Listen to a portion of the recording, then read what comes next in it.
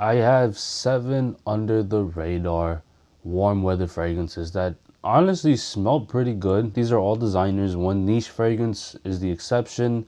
All of them you can find under $100. So let's start it off. This one I did a first impression on last year, and honestly I haven't worn it much since. I do think it's still really good, but I haven't gone around with it, and that's my fault. This is from Armani. This is Armani Code Colonia. Now, if you are familiar with the code DNA, this is very, very fresh, hence the name Colonia. It actually kind of reminds me of a mix between Armani Code and Aqua di Gio. So kind of that aquatic-ish freshness, but still very powdery tonka bean. There's a lavender note in here that's also fairly powdery as well. Citrus in here doesn't really overpower anything. This is more so for warm weather evenings, and I have a little 75 milliliter bottle here. I specifically wear this in the nighttime when it's warm because it does have that freshness, but at the end of the day, it's still, the cold DNA is still very present here in terms of that tonka bean sweetness and powderiness. I still think it's worth getting, even though apparently it's like really hard to find. If you could still find this, I think it's worth it if you're looking for a warm weather nighttime fragrance. This is the niche fragrance I was talking about. Again, you can find this under $100 very easily. Discounted, you can find this around the $50 to $60 price point. I happen to find this at a TJ Maxx in New York City, Faidai, and I think it's a really good fragrance, especially if you're into old school scents, citrus aromatics in particular. Freshly cut lemon opening at the top. This is Acqua di Parma Colonia Futura. 2020 release right here. If you're into your vintage fragrances, this is a really good modern take on it. Very, very mossy in the base, but that opening of lemon, it's very, very believable. More so for a mature crowd, but if you have a mature taste in fragrances, this is something worth noting and getting. The atomizer in here pretty good too. I'll do a quick spray. Really good atomizer.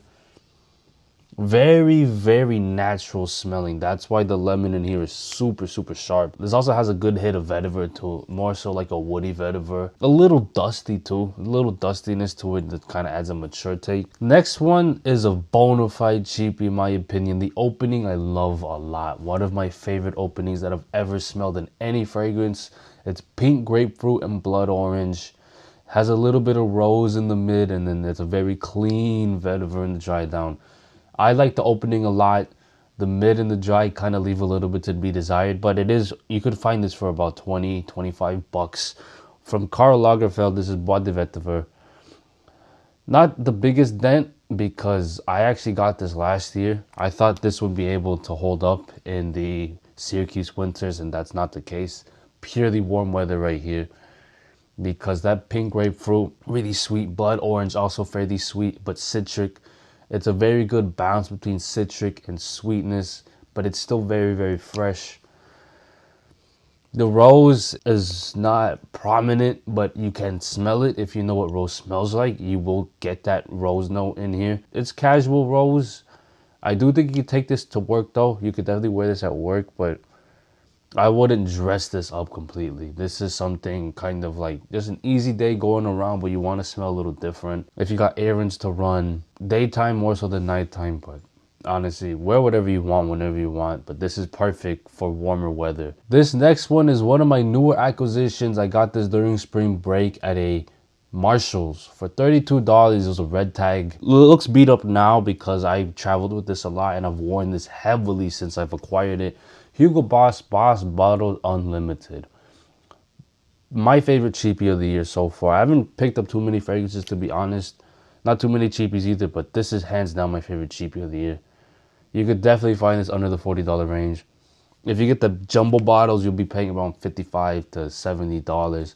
And if you really like the scent profile, I would jump for the 200 ml. Older bottles had a green unlimited on the side. This one is black. Pineapple bomb. Not the most authentic pineapple, but a very pineapple juice with a little bit of pineapple slices on the side. That's what it smells like to me. And it's so, so easy going. When it gets really, really warm, I'm going to wear the hell out of this because it smells so good. We'll get compliments. And surprisingly on my skin, this is insane in performance. Like projection wise, it doesn't project the heaviest, but it does have a good presence. and longevity on my skin. I get about like 9 to 10 hours with this. I don't know how, but I do, and I'm appreciative for it because this smells amazing. And it's so likable. At least to me, I like this a lot. It's just so easygoing, very casual day, trying to relax, chill, hang out with friends. Something like that. If you're by the beach, you want to give up a little bit of a tropical vibe. This is a fantastic grab. And if you go find 100 mils under $40, I think it's a steal. Another bona fide cheapie here. This has gotten a little bit of talk here and there since it's been released. Honestly, for 20 bucks, it's actually not a bad fragrance at all. 25 bucks if you find it like at Marshall's, which is fine. I think the price is fantastic. But from Abercrombie and Fitch, this is First Instinct Together. Synthetic as hell, and you need to be okay with that because it's a very synthetic. Compliment getter though, I have gotten a few compliments with this. Really outlandish projection in the first about hour on my skin. Does not last the longest. I only get about 4 to 5 hours with this. That's where I get most of my compliments with this from, is that first hour after I spray this, because after that it sits really close to the skin. A lot of synthetics, but then again, very easygoing, playful, sweet, fresh, clean citrus. Good errand scent, also good if you want to hit the gym. If I hit the gym and spray a fragrance, I usually spray it on before I do my workout, and then whatever scent I'm wearing just gets projected by like tenfold. So that's how I do it.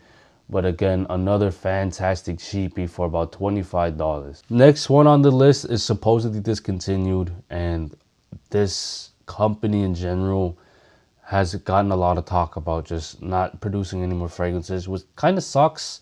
This is the only one I have from the house. Used to be a bona fide cheapie, but then again, it's harder to find now, so prices have gone up a little bit. If you could find it, I would say it's worth the blind buy if you like fig. Fig leaf in here is actually really prominent, and I'm grateful for it. Fig is such an underrated and underutilized note. Fig is more of a green fruit, but there definitely has sweetness to it. This one in here, it's the fig leaf, so it's a more green take on fig. And from Ferrari, this is Noble Fig. Noble Fig, I have not worn this in a minute. I cannot wait when it starts heating up because this right here needs heat. This is also a really good gym scent too because you smell different. Fig leaf. Really good. A little bit of a fruity tone.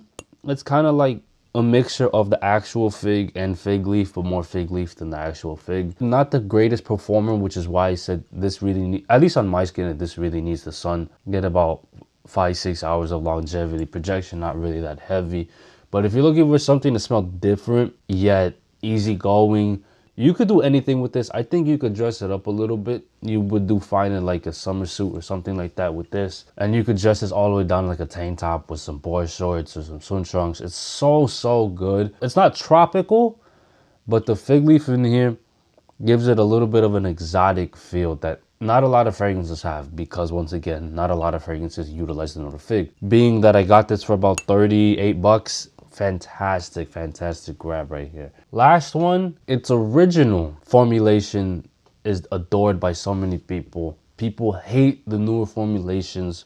I have a kind of newer formulation. I do not have the sticker on this, which is one of the biggest telltale signs that this is not a vintage bottle. Apparently the vintage had a lot of tobacco and like lavender and all of that. This kind of strips it down, simplifies it, and gives it a more citric and slightly fresh lavender take, which I actually do think is really good for the summer. You want to smell well put together. This is a really good like dressed up summer scent too, in my opinion. Dolce Gabanna, this is Dolce Gabanna por Homme. Now a lot of the flankers, especially the light blue line, are notorious for being summertime bangers. Light blue Forever, light blue Italian Love, light blue Eau Extreme, even the original light blue. But I think if you want to be a little more chic, you want to be a little more dressed up, this is the way to go with it when it comes to Dolce Gabbana por Homme. A lot of citruses in here, and there is a decent dose of lavender in here too. Even though it's a designer scent and it doesn't really smell natural, The way that they blended this is really, really smooth. Signature scent worthy if you're trying to be like a fresh, dressed up type of person. Hopefully you liked the video. If you know any of these 7 fragrances here, comment down below what you do know. I haven't worn a lot of these in a really long time, so I cannot wait to bust these out during the summertime. Give the video a like, subscribe to my channel for future content, and until then, I'll see you in the next one. As I was putting all the 7 fragrances away, I peeked one right at the corner of my eye. I was like, wait a minute, this is a banger too, and this is perfect for the warmer weather. So I'm gonna add it here as a bonus. Escada Sentiment Pour Homme. This is not only affordable, but it's discontinued. There's a little bit of cachet to that, especially when it comes to discontinued fragrances. Discontinued things in general, there's a little bit of cachet. And this one you can find around the $30 to $45 price point. Very affordable. If you like the smell of gin and tonic, this is your go-to because the juniper berries in here are extremely prominent. A little bit of a woody, spicy mid-base. So easy going. This one is also something like you hang out with friends, something you like run errands with, if you want to relax at a lounge or something like that, but you don't want to be like an extremely big presence. This is one of the best fragrances to go with. Still one of my favorite summertime cheapies of all time. I've had this for a couple of years now, and I'm so happy I do. This smells so good. It sucks that it's discontinued. It's actually over 20 years old too. So this has been around for a while. I'm gonna spray this. I haven't sprayed this in a while. Yeah, that gin and tonic juniper berry. This is just a fun fragrance, and I can't believe I forgot to mention this,